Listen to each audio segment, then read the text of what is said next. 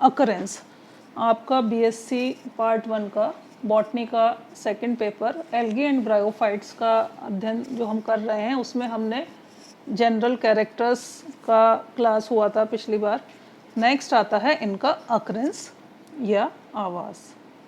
Occurrence में आप देखते हैं कि एल्गी जो है यूनिवर्सल अकरेंस के हैं and are found in a variety of habitats. बहुत ज़्यादा स्थान ऐसे हैं, बहुत ज़्यादा सर्वत्र इनका उपस्थिति पाई जाती है और बहुत वेरिएशन है हैबिटेट में। हैबिटेट के आधार पर आप देखते हैं कि ये फ्रेश वाटर में हो सकते हैं, सी वाटर में हो सकते हैं, स्नो पर हो सकते हैं, रॉक्स पर हो सकते हैं, ऑन और विद इन द प्लांट और एनिमल बॉडीज हो सकते हैं, यानी कि पादप और जंतुओं के शरीर के ऊपर या शरीर के अंदर भी पाए जाते हैं। इसमें से सबसे ज़्यादा जो इम्पोर्टेंट है वो है एक्वेटिक फॉर्म्स, यानी कि जलीय अवस्था, जलीय पादप पाए जाते हैं, यानी कि शैवाल जो हैं जल में प्रमुखता से पाए जाते हैं।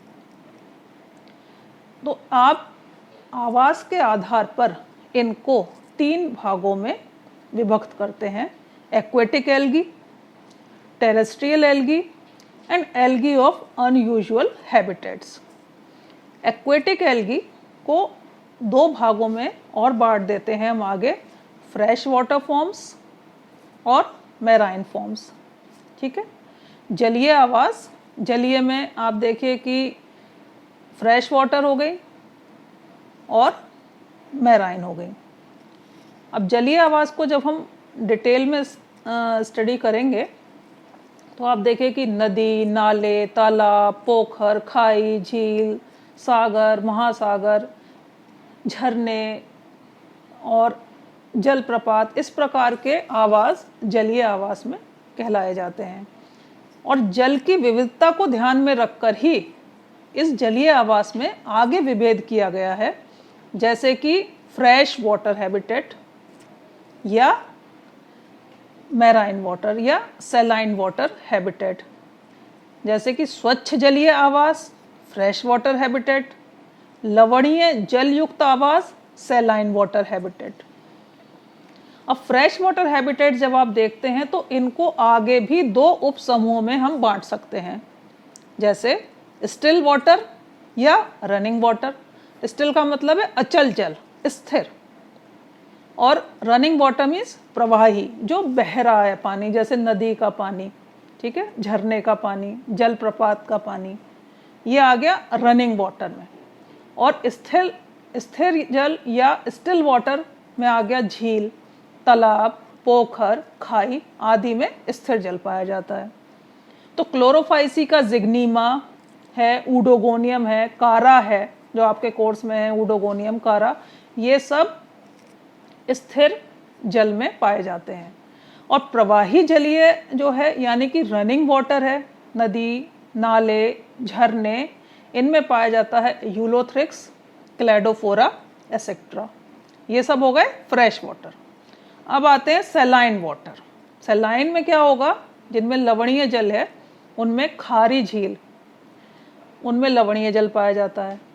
इसमें आप देखिए यूलोथ्रिक्स फ्लैग का एक जाति होती है, क्लेमाइडोमोनास इरेनबर्गाई होती है, डुनेलिएला होता है, एंटेरोमॉर्फा होता है, ये सब खारी झीलों में पाया जाता है। नेक्स्ट इसी में आ गया समुद्र, सी, मैराइन एल्गी। अब मैराइन जो आप देखते हैं, रोडोफाइसी और फियोफाइसी जो क्लास हैं एल्गी के, ठीक है, रोडोफाइसी यानी कि रेड एल्गी और फियोफाइसी यानी कि ब्राउन एल्गी, ये अधिकांशतः इनके सदस्य मैराइन होते हैं, समुद्री जल में पाए जाते हैं।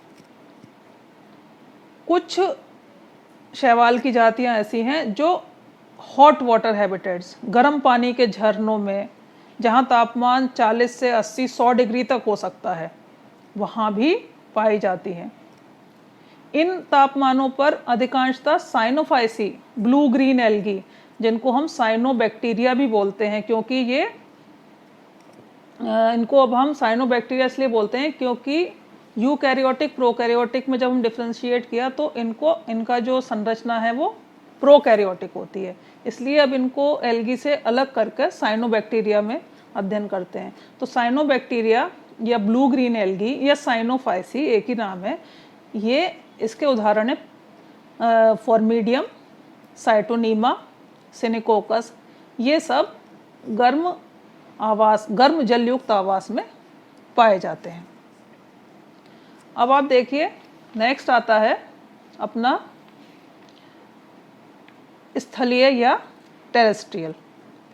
तो स्थलीय में आप देखेंगे कि स्थलीय आवास में शैवाल भूमि पर हो सकते हैं या भूमि के अंदर पाए जा सकते हैं।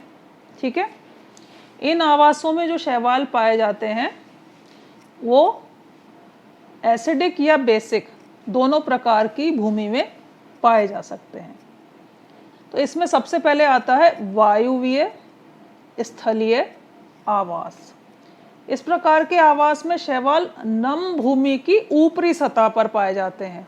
नम यानी कि मॉइस्ट, जिसमें पानी है, उसकी ऊपरी सतह पर, जैसे कि क्लेमाइडोमोनास है, ऊडोगोनियम है, फ्रिस्चिएला है, और ज़ैंथोफाइसी का बोट्रीडियम है, वॉचेरिया है, वॉचेरिया आपके कोर्स में है, और साइनोफाइसी का नॉस्टॉक है।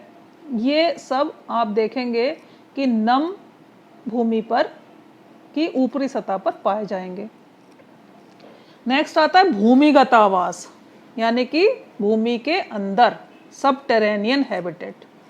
इनमें जो शैवाल हैं वो जल की गति के साथ भूमि में जो छिद्र हैं, दरारें हैं, जंतुओं द्वारा इनमें से होते हुए भूमि के अंदर पहुंच जाते हैं।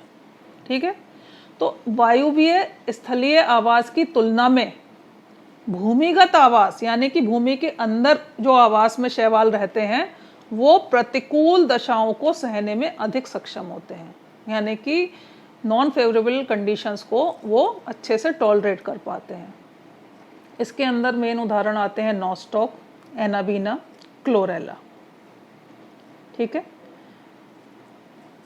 वायुवीय जो आवास होता है उनमें क्या होता है कि ये शैवाल वायुमंडल की जो नमी है, मॉइस्चर है, ह्यूमिडिटी है, बारिश की बूंदें हैं, ओस है, उस सब से जल ग्रहण कर सकते हैं, और ये दीवारों पर, वृक्षों के स्तंभों पर, पत्तियों पर पाए जाते हैं।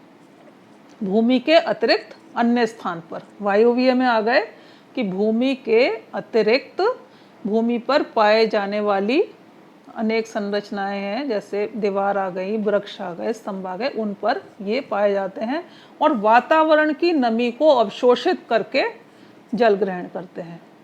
इसके कुछ उदाहरण हैं जैसे प्रोटोकोकस, साइटोनीमा, क्रोकोकोकस आदि। चट्टानों, पत्थरों, जंतुओं के शरीर पर भी शैवाल पाए जाते हैं। ठीक है, और थर्ड जो कैटेगरी आ रही है आपकी वो है इनके आवास में असामान्य आवास, algae of unusual habitat. Unusual habitats जो हैं वो असामान्य आवास हैं कि नॉर्मल से हटके। इसमें आप नंबर 1 देखेंगे, नंबर 1 पे क्या आ रहा है, हेलोफिटिक एल्गी। ठीक है, हेलोफिटिक, हेलोफिटिक क्या होता है, बहुत सारे हेलोफिटिक एल्गी का अर्थ है कि सेलाइन में, there are many algae which occur in saline water of seas, but some others can be found in saline water of lakes also, यानी कि झीलों का जो लवणीय जल है उसके अंदर है। तो हेलोफिटिक बहुत ज़्यादा लवणीय है। इनके उदाहरण में आप देखेंगे क्लेमाइडोमोनास इरेनबर्गाए, स्टेनोप्टेरा एसेट्रा। नेक्स्ट आ गया एपीफिटिक एल्गी। ये जो एल्गी हैं, ये जो शैवाल हैं, ये बड़े ब्रायोफाइट्स और एंजियोस्पर्म्स और पादपों के ऊपर उगती हैं, ऊपर पाई जाती हैं। जैसे उदाहरण है बल्बोकीट, ऊडोगोनियम, माइक्रोस्पोरा। ये अटैच्ड पाई जाती हैं किस पर, on larger species of cladophora, rhizoclonium और चेरिया एसेट्रा। अब ब्रायोफाइट्स और एंजियोस्पर्म के जो पादप हैं, जो रिवर्स यानी कि नदी और झीलों में पाए जाते हैं, उनकी सतह के ऊपर भी एल्गल यानी कि शैवाल के सदस्य चिपके रहते हैं, पाए जाते हैं। जैसे कि ऊडोगोनियम, जिग्नीमा, ये सब एपिफिटिक हैं और अदर प्लांट्स के ऊपर अटैच्ड पाए जाते हैं। अब आता है एपीजोइक एल्गा। एपीजोइक एल्गा में आप उन एल्गे को देखेंगे जो एनिमल्स जैसे कि पानी में पाए जाने वाले स्नेल्स, फिशेस, टॉर्टॉइज, इनके ऊपर चिपके रहते हैं। तो क्लेडोफोरा क्रिस्पेटा किसके ऊपर ग्रो करता है? स्नेल्स के ऊपर। और स्टीजियोक्लोनियम गिल्स ऑफ फिशेस, फिशेस के गिल्स में पाया जाता है। ये हो गए एपीजोइक। अब आया एंडोजोइक। एपी मीन्स ऊपर, एंडो मीन्स अंदर। एंडोजोइक एल्गे में आप देखेंगे वो एल्गी जो एनिमल्स के अंदर पाए जाएंगे, जैसे कि जू क्लोरेला। अब जू क्लोरेला किसके अंदर पाया जाता है? हाइड्रा वायरिडिस के अंदर। इसी तरह से बहुत सारी स्पीशीज़ हैं जो अदर एनिमल्स के रेस्पिरेटरी या डाइजेस्टिव ट्रैक्ट्स जो हैं उनमें पाई जाती हैं। नेक्स्ट आता है सिम्बायोटिक एल्गी। सिम्बायोटिक में क्या होता है कि ऐसी अवस्था जहाँ दोनों सहचर्य में रह रहे हों, सिम्बायोसिस, दोनों ही लाभान्वित हों। तो सिम्बायोटिक एसोसिएशंस में आप देखते हैं, जैसे कि आप लाइकन आप आगे पढ़ेंगे तो लाइकन में क्या होता है? एल्गी फंजाई सिम्बायोटिक एसोसिएशन में है और उसको हम लाइकन नाम देते हैं। कुछ मेंबर्स हैं क्लोरोफाइसी के, कुछ मेंबर्स हैं साइनोफाइसी के, जो सिम्बायोटिक एसोसिएशन बनाते हैं फंजाई के साथ, ब्रायोफाइट्स के साथ, जिम्नोस्पर्म्स के साथ, एंजियोस्पर्म्स के साथ। और लाइकन एक सबसे बड़ा उदाहरण है। लाइकन सिम्बायोटिक एसोसिएशन है शैवाल और कवक का। ठीक है। इसी प्रकार से नॉस्टॉक की कॉलोनी एंथोसिरोस के अंदर पाई जाती है। आगे जब एंथोसिरोस आप ब्रायोफाइटा में पढ़ेंगे तो उसमें देखेंगे कि नॉस्टॉक की कॉलोनीज पाई जाती हैं थैलस के अंदर। ये सिम्बायोटिक एसोसिएशन में रहती हैं। इसी प्रकार से कोरोलॉइड रूट्स में पाई जाती है। ठीक है। कोरोलॉइड रूट्स में ये ब्लू ग्रीन एल्गी पाई जाती है। नेक्स्ट आ जाता है क्रायोफिटिक एल्गी। एल्गे जो आइस पर, स्नो पर पाई जाती है उसको क्रायोफिटिक कहते हैं। ये जो एल्गी हैं ये स्नो कवर्ड माउंटेन्स हैं, जो पर्वत श्रृंखलाएं हैं, उनको बहुत ही आकर्षक कलर देती हैं। They provide attractive colours to snow covered mountains. आपने नाम सुना होगा हेमेटोकोकस निवेलिस। ठीक है। हेमेटोकोकस निवेलिस जो है रेड कलर प्रोवाइड करता है एल्पाइन और आर्कटिक माउंटेन्स को। इसी प्रकार से क्लेमाइडोमोनास येलोस्टोनेंसिस है। तो यहाँ पर आप देखेंगे कि एल्गी की उपस्थिति की वजह से स्नो का या माउंटेनस जहाँ स्नो कवर्ड माउंटेन्स हैं उनका कलर चेंज्ड नज़र आता है। 7वें नंबर पर नेक्स्ट आता है लिथोफिटिक एल्गी। ऐसी एल्गी जो कि रॉक्स पर, स्टोन्स पर चिपकी रहती है, उसको कहते हैं लिथोफाइट, लिथोफिटिक। ब्लू ग्रीन एल्गी हैं जैसे नॉस्टॉक, रिवुलेरिया, ग्लोयोकैप्सा। ये ज़्यादातर नमी युक्त या शेडी रॉक्स होती हैं उन पर चिपकी रहती हैं। साइटोनीमा जो है दीवारों पर बहुत कॉमनली दिखता है जब बारिश के बाद, बारिश में जब इतनी नमी होती है वातावरण में, दीवारें गीली रहती हैं, या ऐसे स्थान हैं जहाँ बारिश काफ़ी समय होती रहती है, वहाँ दीवारें पूरी आपको ग्रीन कलर की नज़र आएंगी, जैसे ग्रीन कलर का मैट हो, कारपेट सा हो दीवारों पर। जब कोई हिल स्टेशन आप घूमने जाते हैं तो देखते हैं ना कि सारी दीवारें ऐसी बिल्कुल ग्रीन ग्रीन लग रही हैं, तो वो साइटोनीमा वहाँ दीवारों पर बहुतायत से ग्रो करता है। नेक्स्ट आता है पैरासिटिक। पैरासिटिक तो आप जानते ही क्या है।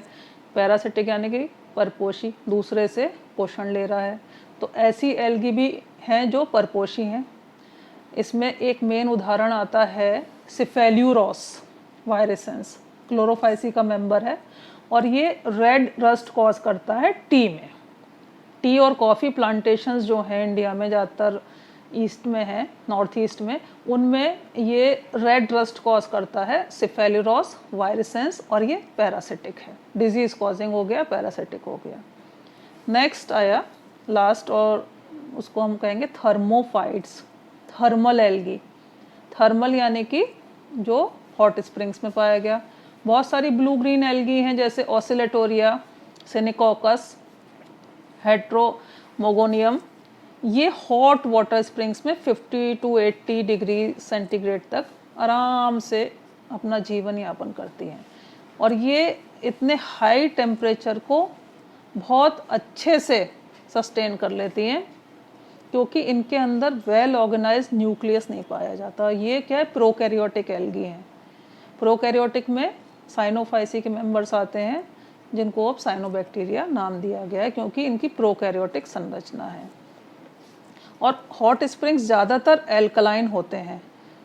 तो बहुत सारे वैज्ञानिक ये बोलते हैं कि एल्गोलॉजिस्ट ये सोचते हैं, बिलीव करते हैं कि टॉलरेंस जो है हाई टेम्परेचर की, वो इस एल्कलिनिटी के फैक्टर के साथ में एसोसिएटेड है कि एल्कलाइन इनका जो पानी है उसमें ये आसानी से अपना जीवन यापन पूरा कर लेते हैं। Thank you.